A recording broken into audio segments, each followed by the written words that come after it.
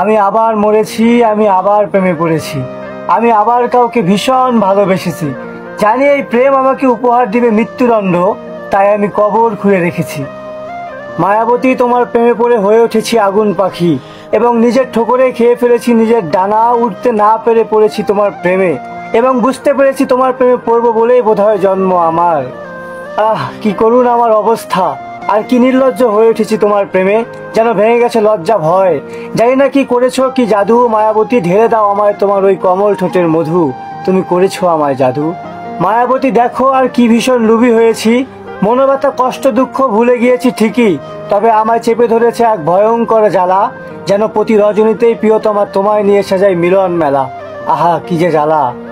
আমি এবার যেন হয়ে উঠেছি মহৎস শয়তান, তোমার এই শক্তিশালী প্রেম আমাকে করে তুলেছে আবার প্রেমিক, এবং আমি হয়ে উঠেছি আগুন পানি আকাশ সাগর নদীকুল।